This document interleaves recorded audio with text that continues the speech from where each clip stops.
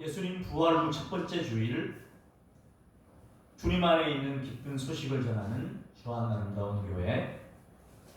오늘은 요한복음 5장 1절로 9절 말씀을 통하여 일어나 네 자리를 들고 걸어가라 하는 제목으로 하나님의 말씀을 함께 나누겠습니다. 예수님께서 유대인의 명절, 그 명절이 되어서 예루살렘에 올라가시게 됐습니다. 명절이 되면 예수님께서는 예루살렘으로 많이 올라가셨습니다. 초막절 때도, 유월절 때도. 예수님은 유월절에 어린 양 되신 분입니다. 예루살렘에 올라가셨는데 예루살렘에 여러 개의 문이 있었습니다. 예루살렘은 거룩한 도성이죠. 하나님의 성, 거룩한 도성이라고 불렸습니다. 거기에 양문이 있었습니다. 쉽 게이트, 양문. 그 양문이 있었는데 양문 곁에 히브리 말로 베데스다라고 하는 못이 있었습니다. 연못이 있었습니다. 이 베데스다는 자비의 집, 은혜의 집이라고 하는 뜻을 가지고 있습니다. 거기에 행각 5이 있었습니다. 작은 규모는 아니지요. 그 안에 행각에 많은 병자들이 있었습니다. 맹인도 있었고, 다리 저는 사람도 있었고, 혈기 마른 사람들이 있었습니다. 누워 있었습니다.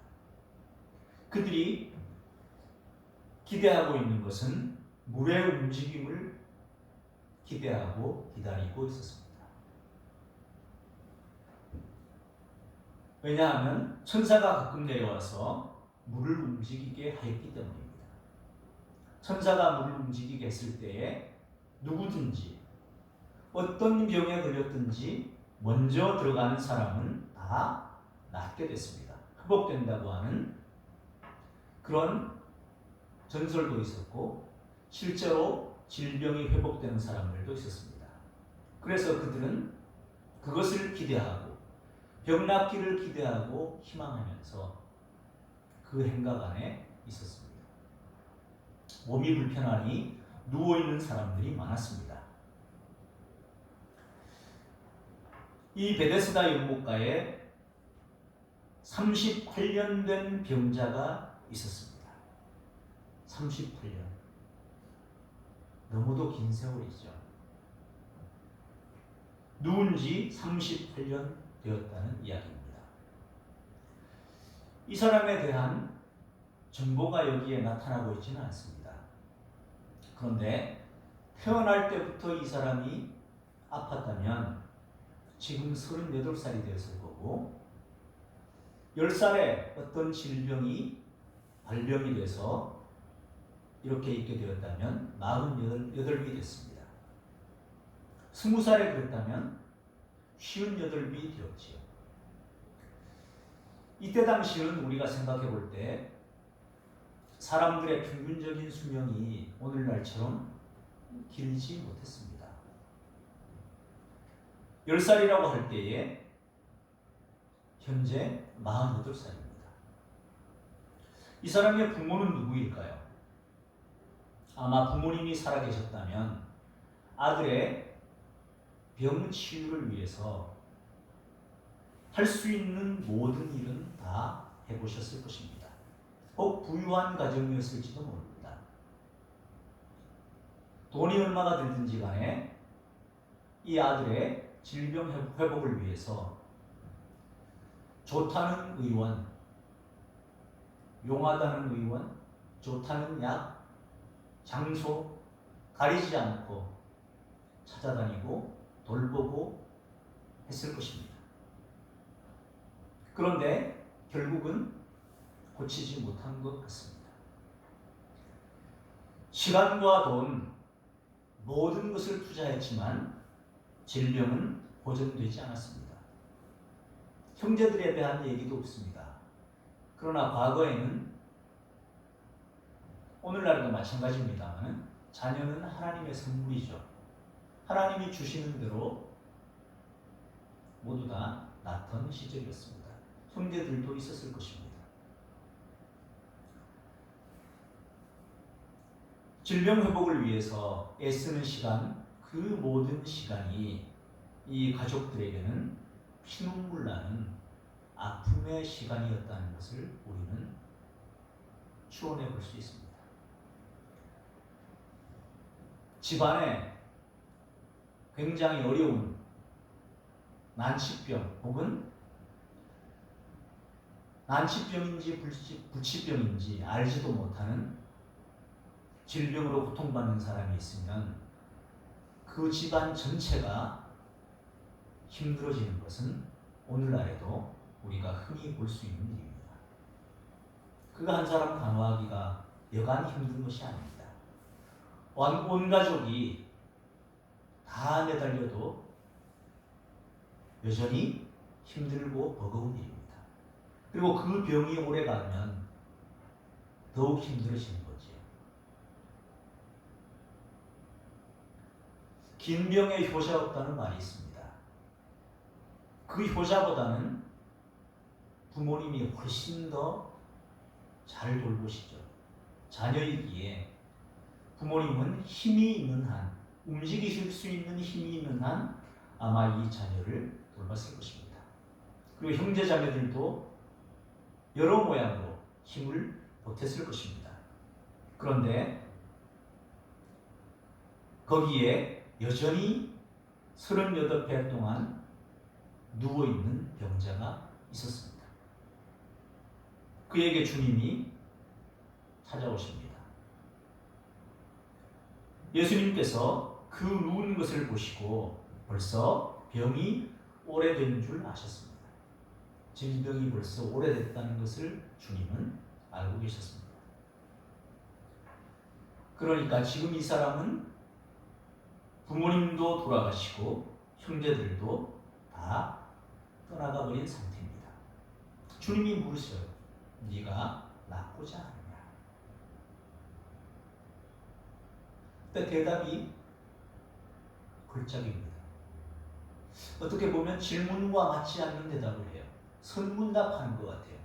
네가 낫고자 하느냐 물었는데 대답합니다. 주여, 물이 움직일 때에 나를 못에 넣어주는 사람이 없어. 내가 내려가는 동안에 다른 사람이 먼저 내려가나이다. 부모 형제라도 있으면 그들이 도와서 내려가게 하고 했을 텐데 그 사람이 없다는 거예요. 재정도 바닥이 났죠. 간병인 쓸 입장도 아니에요. 그렇게 무기력하게 누워 있습니다. 포기하고 있고 절망하고 있습니다. 관계가 단절됐고 경제적으로도 파탄이 났습니다. 다른 사람이 먼저 내려가는 모습을 봅니다. 축복하는 마음 생기지는 않습니다. 원망하는 마음이 큽니다. 나도 먼저 내려가고 싶은데 나를 못에 넣어주는 사람이 없어서 다른 사람이 먼저 내려갑니다. 그래서 여전히 나는 여기에 이렇게 누워 있습니다. 누워 있지만 내 마음속에는 무기력과 절망과 포기와 자포자기 이런 것들로 가득합니다.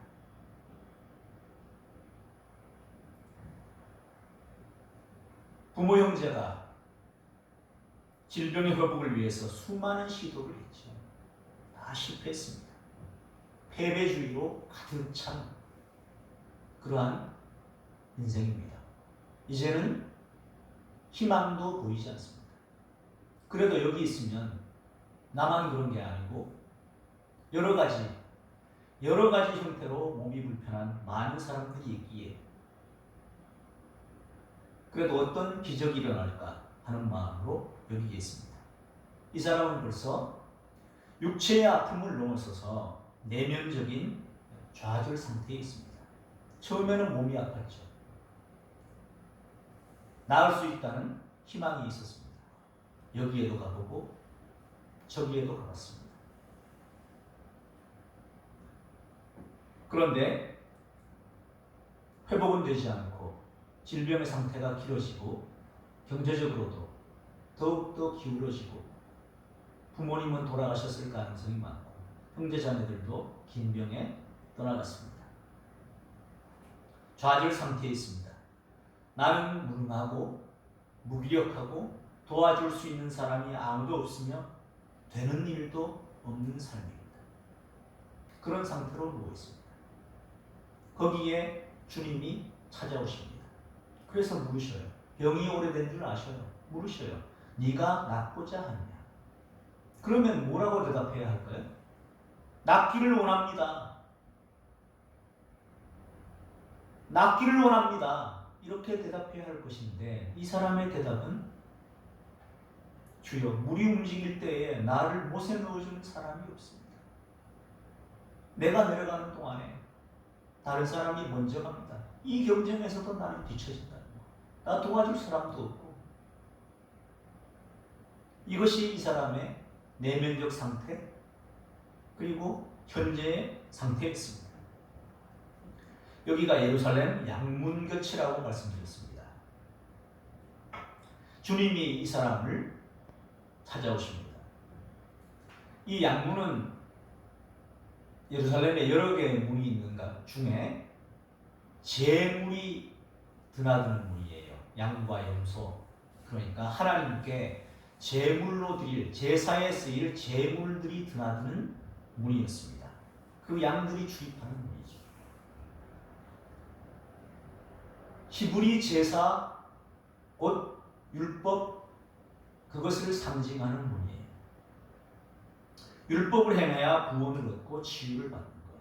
그러니까 이 사람이 지금 누워있는 것은 여전히 거기에 매여 있는 거예요. 율법에 38년 동안 매여 있었다는 말과도 같습니다. 그곳에 수많은 병자가 있었지만 38년 된 사람입니다. 어쩌면 가장 도움이 필요한 사람이었는지도 모릅니다. 아무도 물이 움직일 때 넣어줄 사람도 없는, 그래서 다른 사람들이 먼저 내려가서 항상 그 자리에 누워 있을 수밖에 없는, 좌절된 상태로 있을 수밖에 없는 그 사람에게 주님이 찾아오십니다. 주님이 먼저 이 사람에게 찾아가십니다. 그 모든 것을 아시고 무기력하고 절망과 포기, 삶의 의욕도 없이 체념에 빠져있는 그 삶을 아시고 주님이 찾아오십니다. 물으셔요. 네가 낫고자 하느냐? 이것은 단순한 질문이 아닙니다. 정체성의 질문입니다. 어쩌면 정말로 낫고자 하느냐? 정말 낫고자 하는 의욕이 있다면, 정말 살고 싶은 욕심이 있다면 왜 거기 누워있느냐는 거예요. 정말로 낫고자 하느냐? 정말 낫고자 한다면 왜 그렇게 누워있느냐? 이 사람은 말하죠. 나는 몸이 아파요. 병이 오래되니까 이제는 움직임도 둔해요. 누가 재활시켜주지도 않아요. 누군가의 도움이 필요한데 도와주는 사람도 없어요. 그래서 다른 사람들이 먼저 내려가요. 그래서 마음까지 무너진 상태예요. 그 사람에게 말씀하시는 거예요. 네가 낫고자 하느냐? 참으로 낫고자 원하느냐? 정말로 낫기를 원하느냐? 정말로 낫기를 원한다면 내면이라도 무너지지 말아야 할 거 아니냐? 그걸 일깨우시는 거예요. 정말로 낫고자 한다면 왜 누워 있느냐? 몸 상태를 말하는 게 아니에요.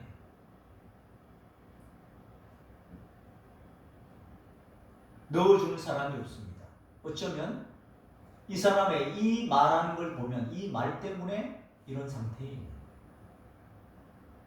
누구의 도움을 받지 않으면 나는 움직일 수 없다고 하는, 누구의 도움이 어떤 사람이라도 도와주지 않으면 나는 이 상태로 있을 수밖에 없다는, 누구의 도움이 없어서 나는 이 상태로 살아갈 수밖에 없다는 그 생각, 그 마음가짐.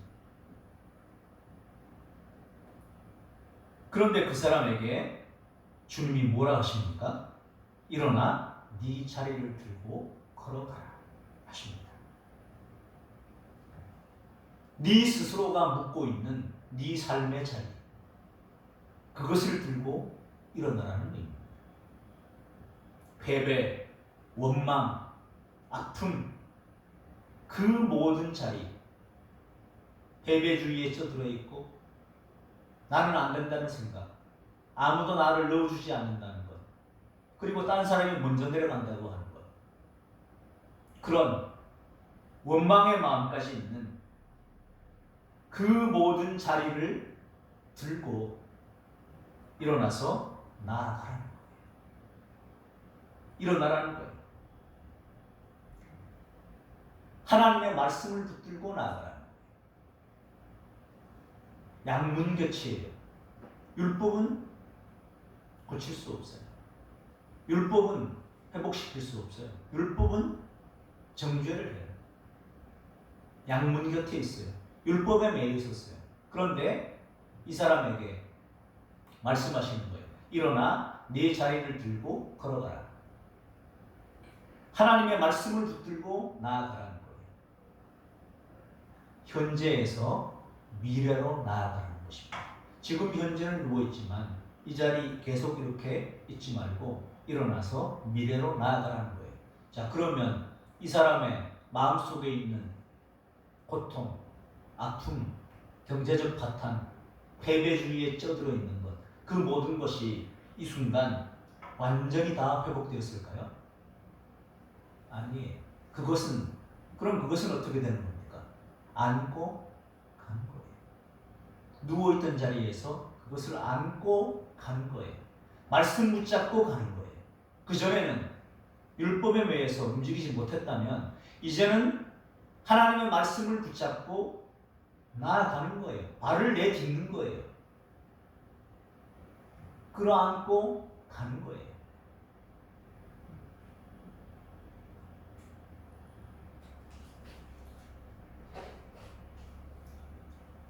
민수기 14장 32절로 33절을 보면 이런 말씀이 있습니다. 너희의 시체는 이 광야에 엎드러질 것이요 너희의 자녀들은 너희 반역한 죄를 지고 너희의 시체가 광야에서 소멸되기까지 40년을 광야에서 방황하는 자가 되리라. 가데스 바네아에서 가나안 땅을 정탐꾼 12명이 다녀왔습니다. 10명은 부정적인 보고를 하고 2명은 긍정적인 보고를 합니다. 말씀에 대한 긍정과 부정입니다. 하나님은 그 땅을 이미 아브라함 때부터 이스라엘 백성에게 주리라고 약속하셨습니다.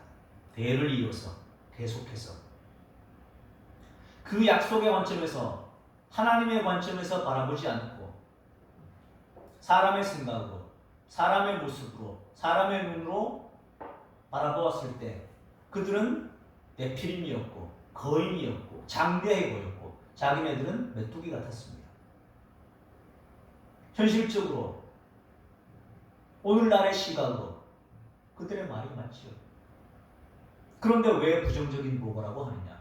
하나님의 말씀, 약속의 말씀의 기준으로 봤을 때 말씀을 우선하지 않았습니다. 말씀을 믿지 않았습니다. 그리고 여전히 애굽의 사고방식으로, 한마디로 세상적인 사고방식으로 바라보고 있습니다. 그게 문제였습니다. 하나님의 약속의 관점에서 바라본 두 사람을 제외한, 그래서 그 결과 그 10명의 부정적인 보고에 백성들이 부한에 동하여 울고 하나님을 원망하고 하는 일이 벌어졌습니다. 하나님이 얼마나 진노하셨는지 모릅니다. 내 귀에 들린 대로 내가 너희에게 행하겠다. 정탐한 40일을 하루를 1년으로 계산하여 40년 동안 광야에서 방황하는 자가 되리라. 그래서 그 결과 출애굽 세대, 당시에 20살 이상의 출애굽 세대 모두는 광야에서 전부 죽게 되고 광야에서 태어난 광야 1세대가 약속의 땅에 들어가게 된다는 것이 하나님의 말씀이었습니다. 하나님의 말씀의 준엄함, 그리고 하나님의 말씀은 반드시 지켜진다고 하는 것을 그들에게 알게 하셨습니다. 출애굽한 세대들에게 하나님이 10가지 재앙을 일으키시고 마지막 장자 재앙을 통해서 하나님 말씀에 순종하는 사람들은 다 이집트로부터 탈출시키셨습니다. 앞에 홍해바다가 놓여 있습니다. 이스라엘이 어리죠. 그때는 어떻게 하십니까? 그때는 출애굽기 14장 15절로 16절을 보면 여호와께서 모세에게 이르시되 너는 어찌하여 내게 부르짖느냐? 이스라엘 자손에게 명령하여 앞으로 나아가게 하고 지팡이를 들고 손을 바다 위로 내밀어 그것이 갈라지게 하라. 이스라엘 자손이 바다 가운데서 마른 땅으로 행하리라. 모세는 지팡이를 내밀면 하나님께서 동풍이 불게 하셔서 홍해 바다를 가르셨습니다. 그리고 백성들은 마른 땅으로 지나갔습니다. 그러나 그것을 시험하여 뒤따르던 당시 세계 최강의 애국 군대는 모두가 그 물에 빠져 수장되고 말았습니다. 홍해 바다에서는 하나님이 갈라주셨죠. 하나님께서.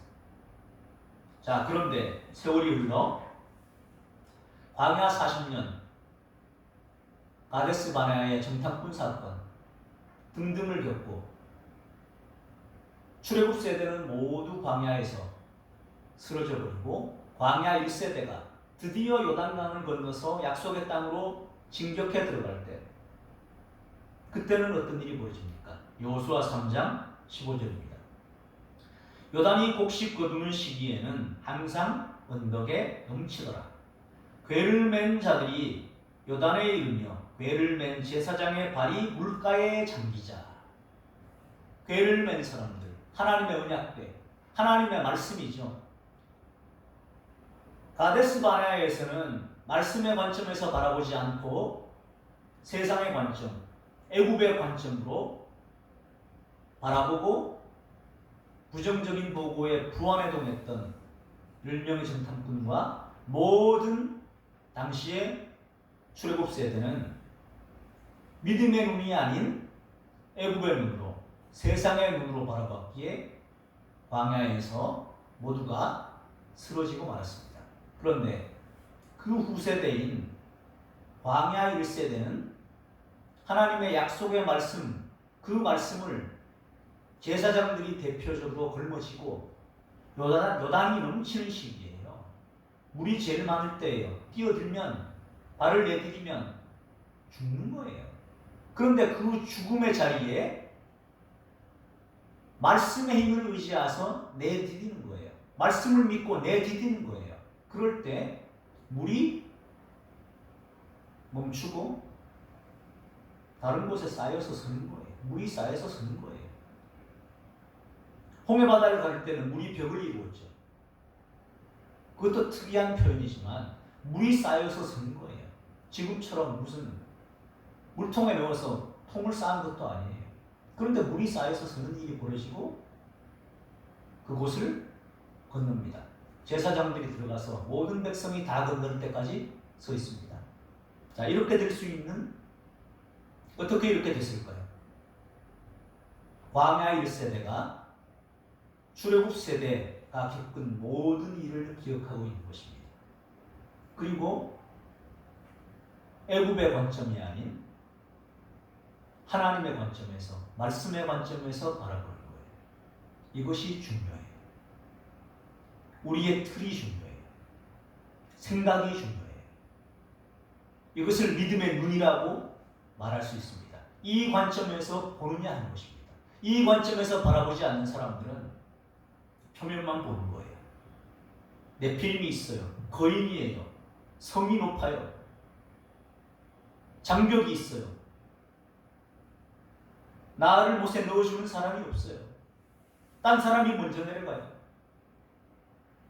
그런 사람들이 그 사람에게 네 자리를 들고 걸어가라는 거예요. 말씀의 눈으로 바라보라는 거예요. 하나님의 관점으로 보라는 것입니다. 그때에 요단강을 건너갔습니다. 요단강에는 이들이 죽은 거예요. 말씀에 내가 죽은 거예요. 애굽의 자, 세상적인 자, 그 관점, 그 시각, 그런 가치관에 물들어 있던 내가 나를 내려놓고 하나님의 말씀의 관점을 붙잡고 말씀을 믿고 육신의 눈으로 보면 죽는 자리에, 사지에 발을 들여놓는 거예요. 그때 물이 멈춰서고 다른 곳에 쌓이는 걸 봤습니다. 그곳을 건너갔습니다.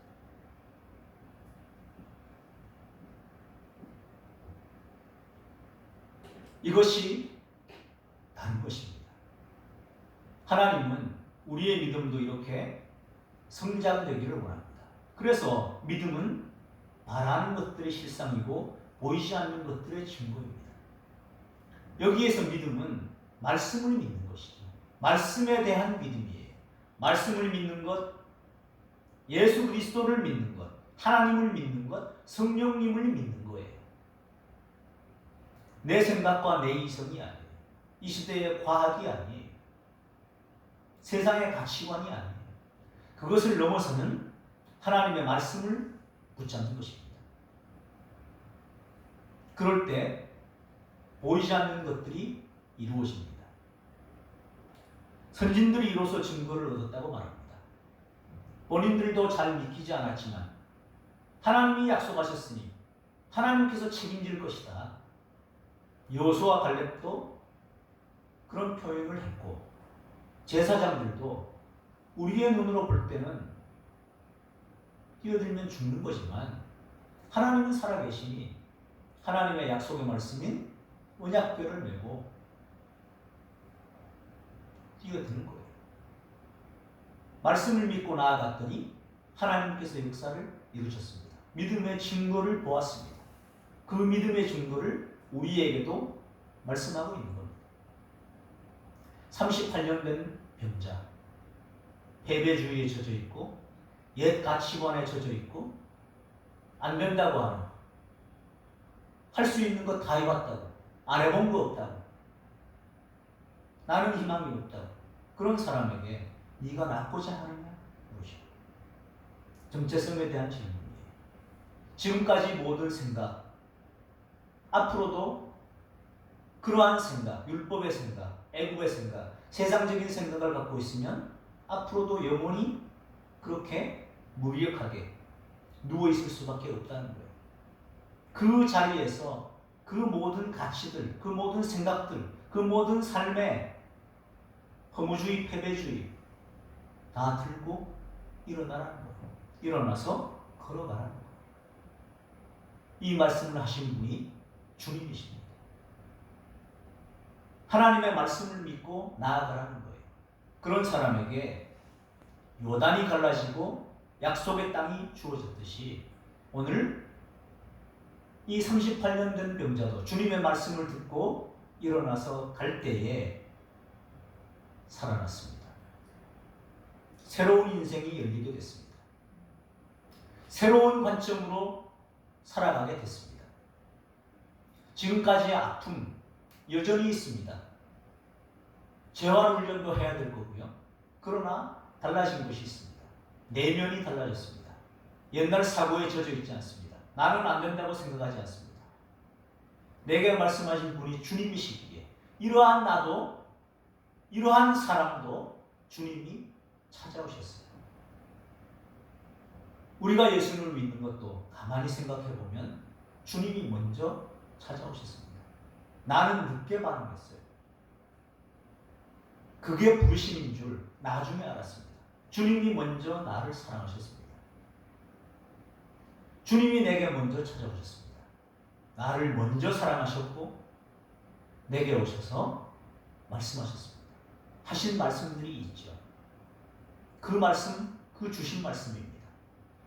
38년 된 이 환자에게는 일어나 네 자리를 들고 걸어가라 하는 것이고, 우리에게는 믿음의 사람으로 이제는 하나님을 믿고 살라고 합니다. 지금까지 배운 모든 것 주님 안에서 새롭게 해석되어야 합니다. 그 주님이 나와 동행하자 하십니다. 이제 이 사람은 주님의 말씀을 믿고 나아갑니다. 주님과 동행하는 삶을 살아가게 됐습니다. 회복이 이루어지게 됐습니다. 주님은 오늘도 우리에게 오셔서 말씀하십니다. 일어나 네 자리를 들고 걸어가라. 우리는 생각해 봐야 할 것입니다. 오늘 하나님의 말씀 앞에서 여전히 나는 하나님의 말씀보다 내가 생각하고 있는 내 옛자, 나의 오래된 가치관, 이 세상에서 말하는 진리라고 하는 여러 가지 것들, 그런 것들을 하나님의 말씀보다 더 우선해서 생각하고 더 신뢰하고 있는 거 아닐까? 우리는 생각해 봐야 할 것입니다. 그것이 죽고 주님이 말씀하시는 가치를 따라 하나님의 말씀을 따라서 살아가는 사람을 새로운 피조물이라고 할 수 있죠. 이제 이후의 삶은 나를 위한 삶이 아니라 나를 위하여 십자가에 죽으셨다가 다시 살아나신 그분을 위한 삶으로 살아갈 때 새로운 피조물이 된 것입니다. 주님은 부활하셨습니다. 부활 전에 죽음이 필요했습니다. 부활 전에 십자가에서 돌아가셨기 때문에 부활이 있는 것입니다. 법궤를 맨 제사장들이 죽음의 자리에 뛰어들었을 때에 물이 끊어지게 된 것입니다. 오늘 우리에게도 이러한 믿음의 발을 내딛는 믿음의 행보가 있어야 될 것입니다. 주님은 우리에게 말씀하십니다. 일어나 네 자리를 들고 걸어가라. 오늘 이 말씀이 저와 여러분에게 하시는 주님의 음성으로 들려지기를 예수 그리스도의 이름으로 축원합니다. 기도하겠습니다. 하나님 아버지, 38년 된 사람의 눈으로는 도저히 회복할 수 없고 도저히 가능성 없는 그 사람에게도 포기하지 않고 찾아가시고 일깨우시고 일어나 내 자리를 들고 걸어가라 하신 주님, 주님이 십자가에 죽으셨기에 영광스러운 부활이 있습니다. 저희들의 옛자, 이 세상의 가치관과 사고방식에 쩌들어 있는 이 모든 것이 죽게 하시고 십자가에 못 박히게 하시고 영광스러운 부활로 약속의 말씀에 대한 믿음으로 새로워질 수 있도록 역사하여 주시옵소서. 그리하여 이제 더 이상 이 세상에 성공하는 나를 위한 삶이 아닌 나를 위해 십자가에 죽으셨다가 다시 살아나신 그분을 위해 사는 삶으로 새롭게 그 발걸음을 내디딜 수 있도록 역사하여 주시옵소서. 예수님 이름으로 기도드리옵나이다. 아멘.